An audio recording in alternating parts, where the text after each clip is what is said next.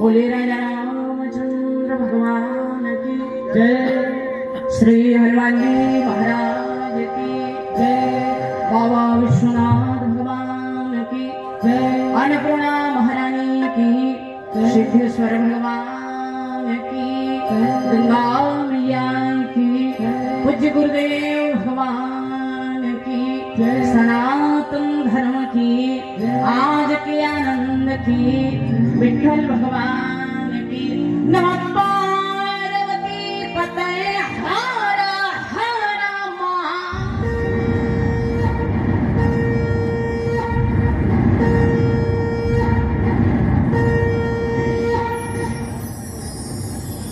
परम आराध्य भगवान भोलेनाथ विश्वनाथ,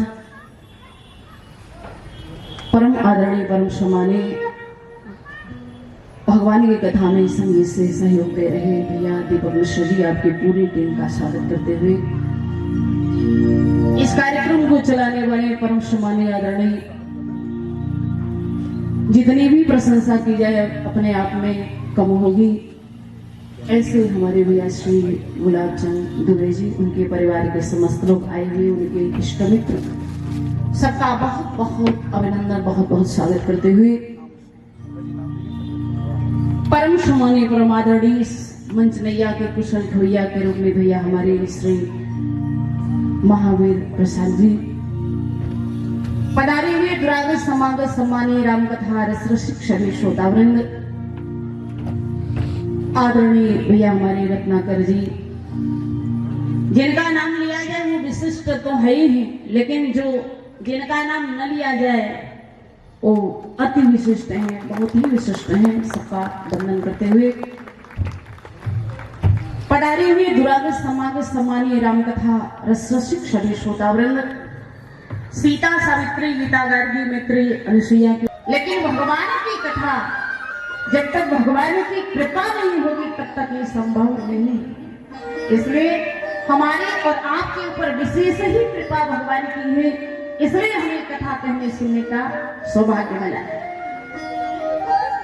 निवेदन करूं भैया, इस जीवन का कोई भरोसा नहीं, कब कहां किस क्षण हमारा शाम हो जाए इसका कोई ठिकाना नहीं। इसलिए हमारे विद्वानों ने बड़े सुंदर ढंग से कहा, बोले जननी जन जानती जीवन की, जग में जो निसोना भई जनकी, मति मंजुल साधु का मति मंजुल साधु सराहत है, सियना है कि सनी जो सनी, धन धन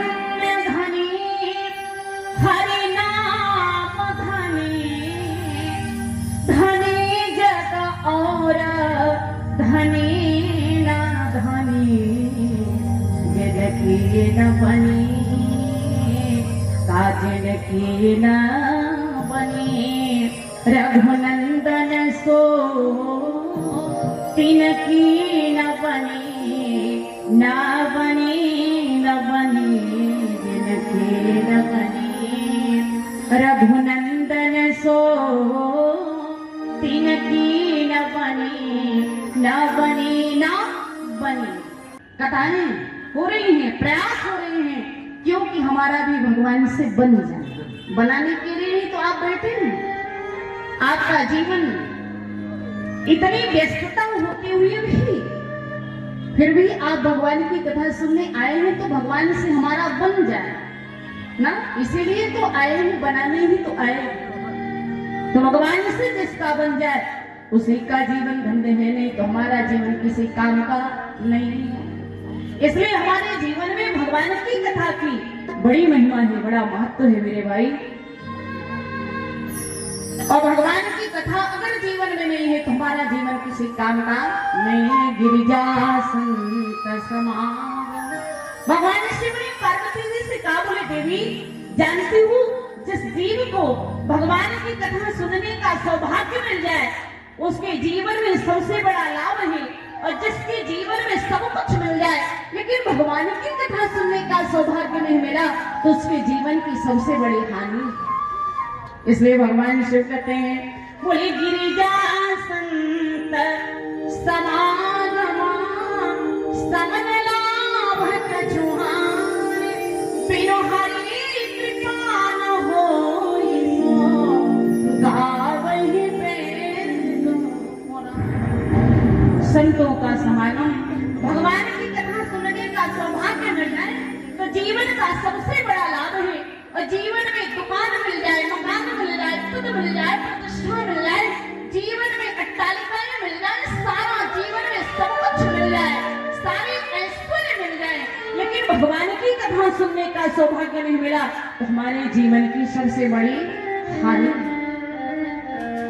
कथा सत्र के प्रथम दिवस में केवल कथा की वानगी के रूप में सुनते हैं ना। वानगी अगर अच्छे ढंग से सुन लिया, कथा की भूमिका अगर अच्छे ढंग से सुन लिया और समझ में अगर आ गया तो फिर दूसरे दिन से मस्तानगी कथा की होती है और अपने आप समझ में बात आती है। तो आज की कथा की केवल आज भूमिका सुन रहे हैं, निवेदन करो हमारे जीवन में भगवान की कथा की बड़ी महिमा।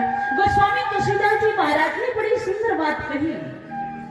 तुलसीदास जी महाराज ने कहा बोले भैया आप कामदेव जी जैसा सुंदर हो जाए, हरिश्चंद्र से भी बढ़कर के दानी और सत्यवादी हो जाए, चंद्रमा से भी बढ़कर के शीलवान हो जाए, सरस्वती जैसा वक्ता हो जाए, सर्वगुण संपन्न हो, संसार की सारी डिग्री सारी पद प्रतिष्ठा प्राप्त कर ले, लेकिन भगवान की कथा नहीं सुने तो हमारा जीवन किसी काम का नहीं।